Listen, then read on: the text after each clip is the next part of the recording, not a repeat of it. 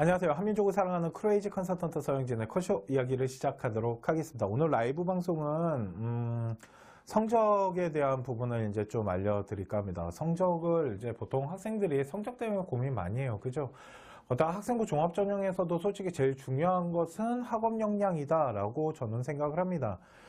되게 많이 얘기를 했었어요. 학업 역량이 중요하다고. 학업 역량이 안 되면 아무리 비교과 활동을 통해서 뭐 전공적 합성이나 아니면 뭐 이런 인성 이런 거를 많이 한다 하더라도 한계가 있다라고 저는 생각을 합니다. 그렇기 때문에 학업에 대한 부분 중에 일단 내신에 대한 얘기를 좀 할게요. 오늘 저희가 이제 되게 많은 학생들을 이제 만나서 컨설팅을 하고 그리고 이제 학업 성적표를 분석해갖고 그 성적에 대한 컨설팅을 할 때 이제 가장 많이 학생들이 실수하는 부분이나 그거를 이렇게 보완할 수 있는 부분들 그거에 대해서 오늘 좀 설명을 할까 합니다. 그리고 이거 다 하고 네, 또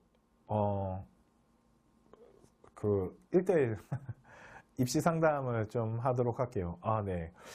이게 요즘 네, 일단은 끝나고 얘기를 이제 하도록 하겠습니다. 자, 그러면 보도록 할게요. 성적을 올리는 비법은 저희가 이제 이거는 컨쇼가 생각하는 그리고 여태까지 이제 학생들과 소통하면서 만들어낸 이야기들을 가지고 그리고 이제 뭐 성공 사례도 있고 그리고 뭐 또 실패하는 경우도 있겠죠. 다 성공하진 못했겠지만 보편적으로 좀 많은 학생들이 다수의 학생들이 조금 이 방법을 썼을 때 좀 성공한 케이스들이 있어서 그거를 오늘 좀 소개를 해드리려고 합니다. 자, 그러면 성적을 올리는 부분에 대한 비법에 대해서 좀 설명을 해드리도록 할게요. 자, 저희가 컨쇼가 생각했을 때 진짜 수많은 방법들이 있어요. 그렇잖아요. 이 학업에 대해서 사람들이 진짜 많은 얘기를 해요. 어떻게 하면 성적이 오른다 막 이런 정말 많은 얘기들을 하는데 그 중에 이제 제가 생각하는 저희 이제 컨쇼가 연구하고 분석했을 때 이렇게 했을 때 성적이 좀 오르더라 라는 부분에 대해서 이제 좀 설명을 해드리도록 할게요.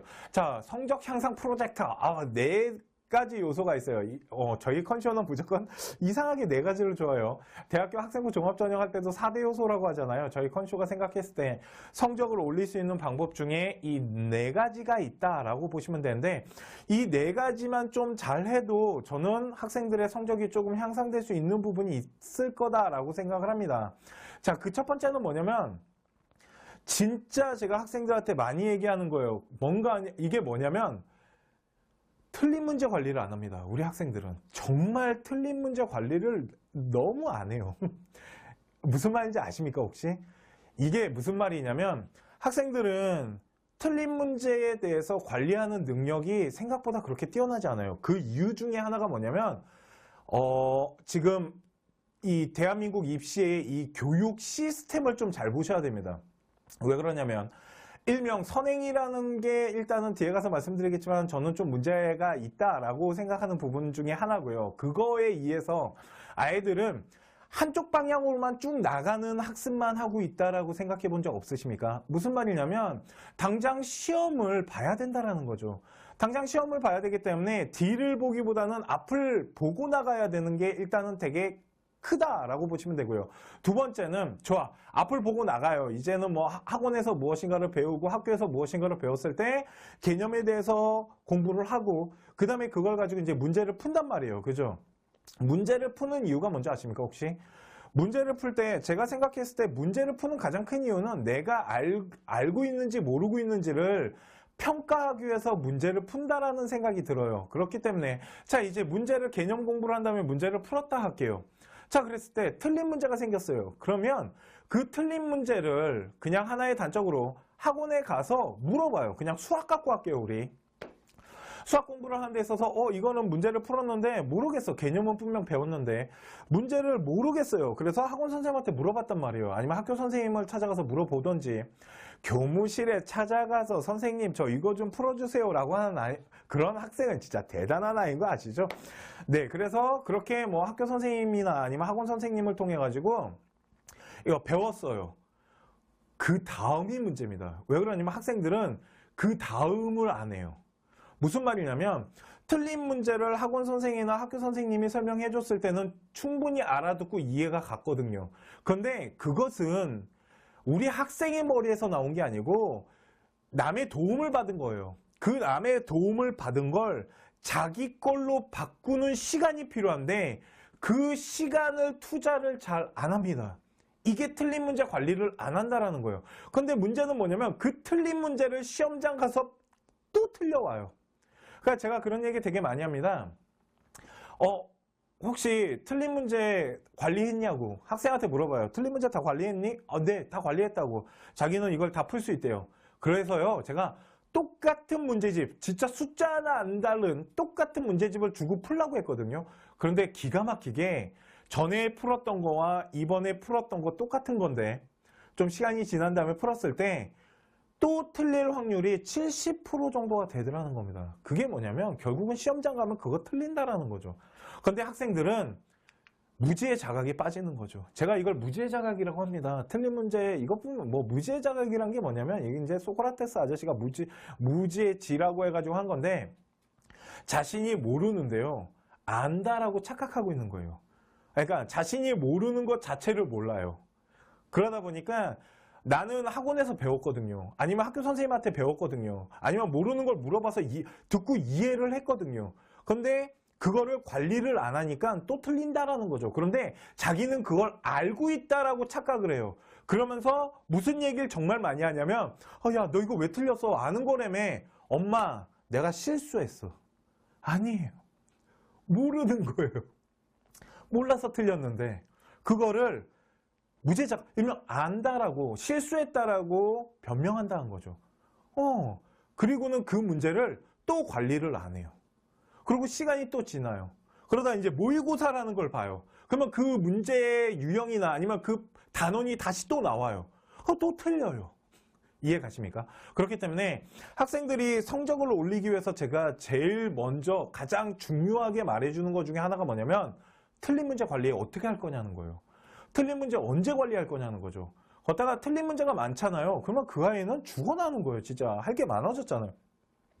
그러다 보니까 이 틀린 문제 관리를 얼마나 효율적이고 얼마나 철저하게 관리하냐가 되게 중요합니다. 이게 틀린 문제 관리를 안 하기 때문에 학생이 어떠한 학업하는 데 있어서 한계점이 나타나는 부분이 있고요. 그 부분에 대한 무지의 자각, 일명 잘 모른다라는 거죠. 자기가 무엇을 모르고 있는지.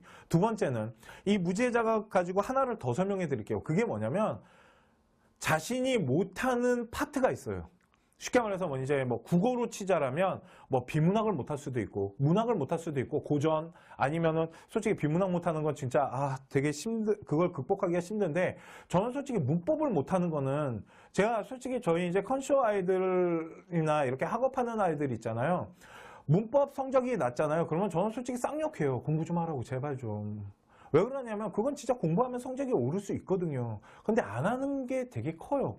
근데 학생들은 자기가 어느 파트를 얼마나 약하게 못하고 얼마나 그거를 이제 어려워하고 그거를 극복하지 못하는지를 분석하거나 파악하거나 노력하지 않는다라는 겁니다.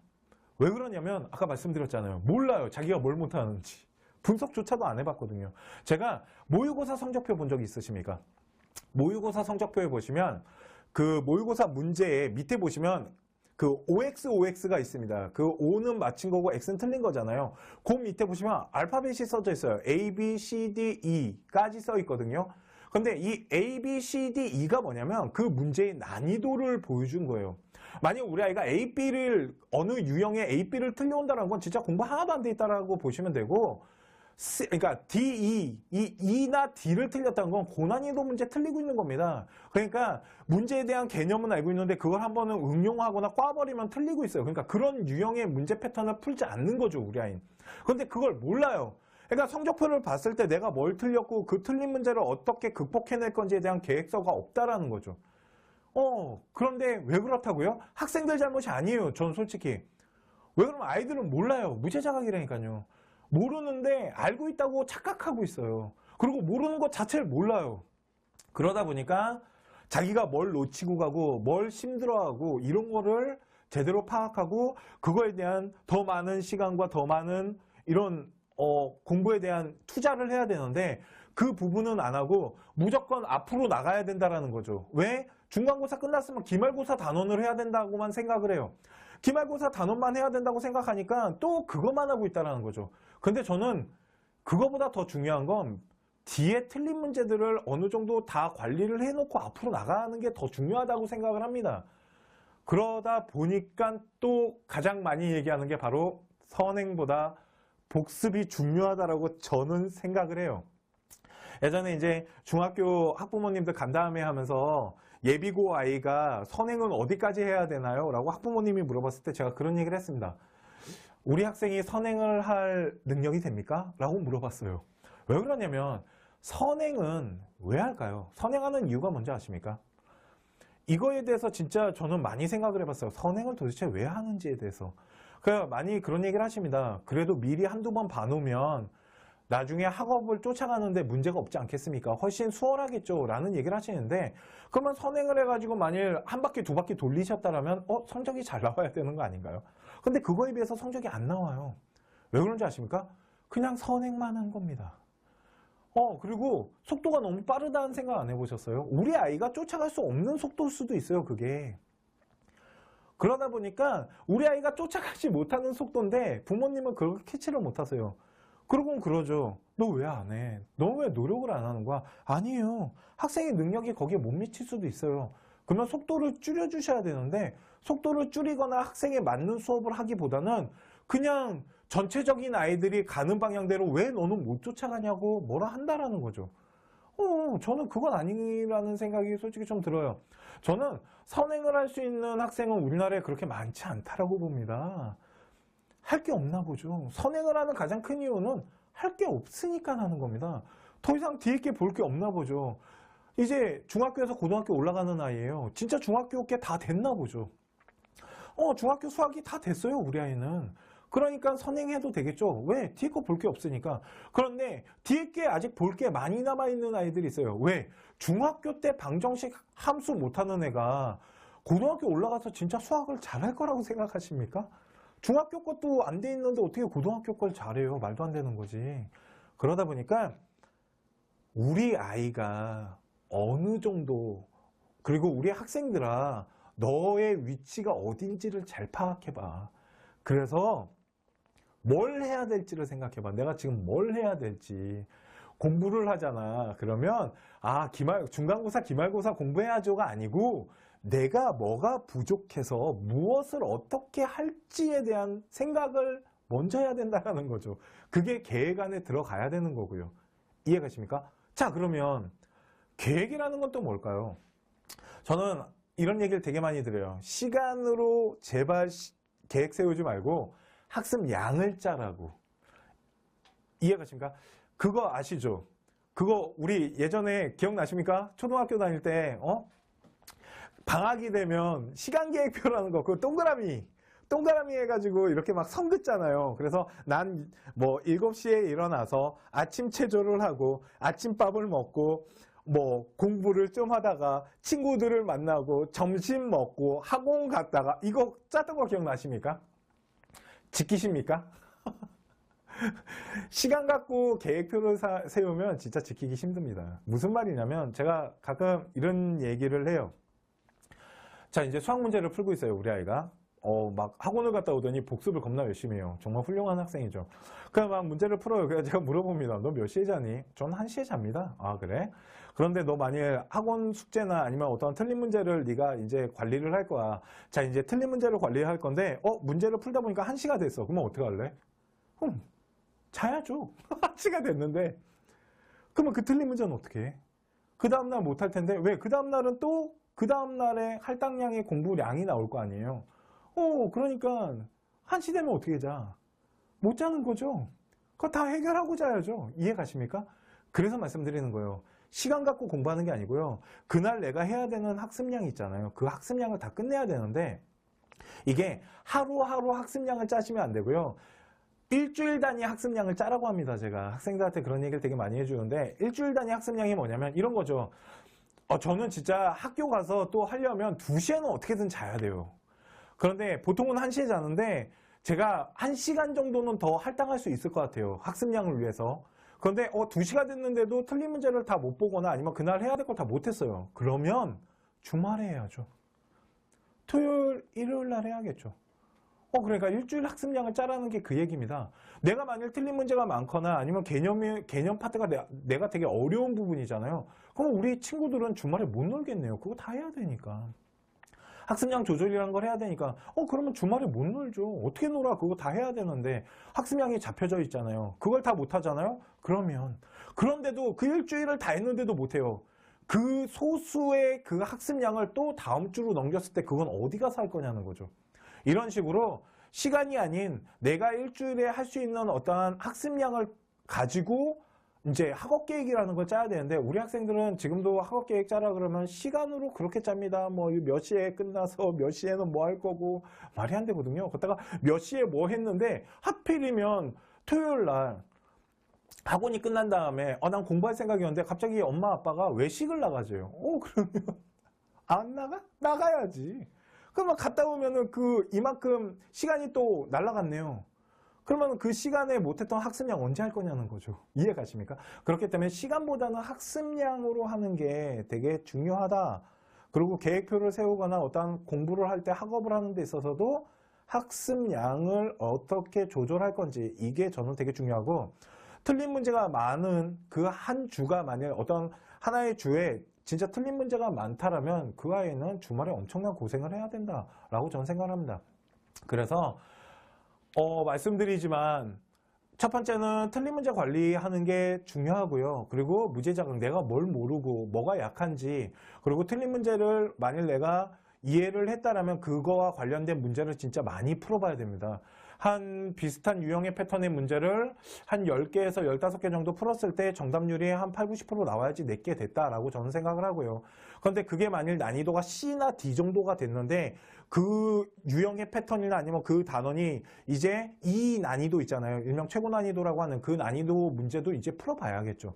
그걸 풀었을 때 내가 그걸 풀어낼 수 있는지 이렇게 점차 발전되는 이런 그러니까 학업 계획들 이런 것들을 일단 세워야 되고 선행이라는 거는 저는 솔직히 선행보다는 복습이 훨씬 중요하다고 생각하는 교육 강사? 뭐라고 해야 될까? 컨설턴트라고 생각하시면 될 것 같아요. 왜 그러냐면 많은 학생들을 만나고 컨설팅을 하면서 항상 느끼는 거지만 선행을 할 수 있는 아이는 저는 대한민국의 4%밖에 없다라고 생각을 해요.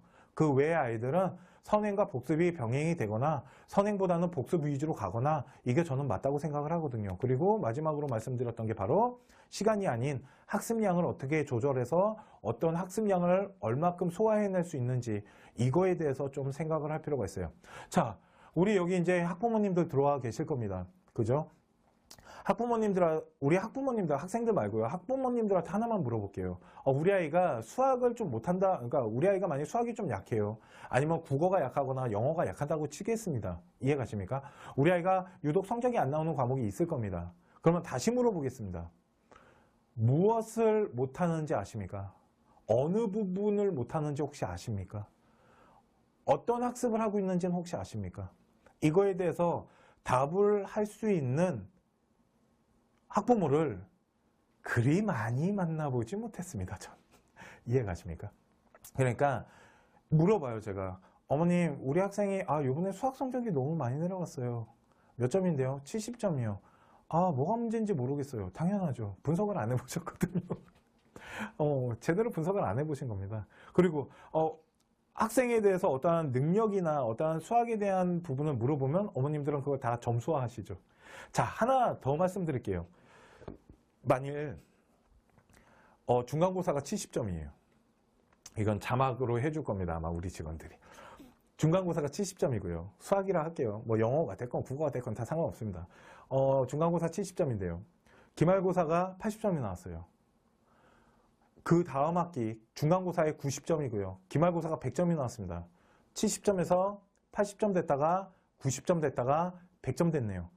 그러면 이제 학생부 종합전형 할 때는 우리 아이의 수리적 능력이 발전했네요. 학업이 좀 발전 가능성을 보여주고 성적 추이가 올라갔네요. 이건 그래프로 볼 때고요. 그런데 이거를 성적표 분석하실 땐 그렇게 분석하시면 안 됩니다. 70점, 80점, 90점, 100점이면 우리 아이 성적이 쭉 하고 올라갔어. 너 수학 정말 열심히 잘했어 라고 말하면 안 되고요. 성적 올랐는데 너 중간고사 때 70점 나온 거 너 그거 언제 보강할 거야? 무슨 말이냐면요. 우리 아이는요. 이 70점 중간고사 있죠. 여긴 빵꾸 난 겁니다. 왜 그러냐면 80점, 90점 나온 거는 그 다음 단원이에요. 이해 가십니까? 70점 나온 단원이 아니라고요. 그러니까 성적이 향상된 건 맞는데요. 수학에 대한 단원별로 봤을 때는 우리 아이가 잘하는 단원을 잘한 거고요. 못한 단원은 아직도 계속 못한다고요. 이거 언제 뽀록 나냐면 모의고사 보시면 뽀록 나는 겁니다. 왜 그러냐면 모의고사는 시험 범위가 없거든요. 그러다 보니까 그때 가면 아실 수 있으세요. 그래서 이런 얘기 많이 하십니다. 우리 아이는 내신은 성적 잘 나오는데 모의고사만 보면 개판이에요. 날벼락치기 형이세요. 무슨 말인지 아시겠습니까? 그때 그걸 해내시는 겁니다. 그러고는 시험 기간이 이제 다음 시험으로 넘어가잖아요. 그러면 그걸 싹 다 까먹으세요. 그러고는 뭘 하냐면 모의고사를 보죠. 그러면 그게 까먹은 것들이 다 나타나죠. 그렇기 때문에 모의고사 성적표들 이제 어떻게 보시는지 아시겠습니까? 자, 이제 우리 아가들아, 우리 학부모님들, 자, 이제 모의고사 성적표를 갖다가 보셨을 때 우리 아이가 어느 파트에 어느 유형이 약한지, 난이도는 어느 정도로 맞추고 계시는지, 이거를 그 밑에 OX를 보면서 확인하셔야 되는 겁니다. 그리고요, 많이 물어보세요. 이 정도 성적이면 대학 레벨이 어느 정도인가요? 그냥 단순하게 말씀드리면요, 표점이면 그 표준 점수는 솔직히 이제 수능을 봐야지 하는 거고요.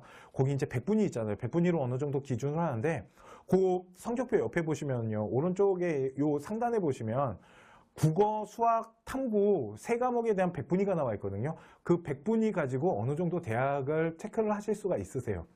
그래서 상위권 대학 가려면 제가 그런 얘기합니다. 한 94점 이상은 나와야 되고 최상위권 가려면 98 이렇게 나와야 된다라고 말을 하고요. 그래도 서울 안에는 끼어들어야 되지 않을까 하면 문과는 한 90대 초반, 이과 같은 경우는 80대 후반이라고 보시면 됩니다. 그러니까 그거 가지고 어느 정도 대학 라인이 형성되고 있는지 보시면 되는데, 솔직히 고등학교 2학년 모의고사 성적표랑 고등학교 3학년 모의고사는 솔직히 좀 하늘과 땅 차이가 좀 있어요. 그러니까 너무 맹신하시면 안 된다. 이 부분도 이제 하나 알려드리도록 하겠습니다. 자, 성적 향상 프로젝트 4가지 요소가 있어요. 이 부분에 대해서 오늘 이제 설명을 좀 해드렸고요. 도움이 되셨는지는, 네, 도움이 되셨으면 좋겠습니다. 꼭 제가 말씀드리는 게, 전부 답입니다. 라고 말하는 건 아닙니다. 이제 저희 이제 주관적인 평가와, 컨쇼가 분석했던 이런 요소들, 그런 것들을 가지고 이제 말씀을 드리는데, 이런 식으로 분석을 해가지고 학생의 문제점을 파악하면서 좀 많은 시간을 투자하면서 갔더니, 네.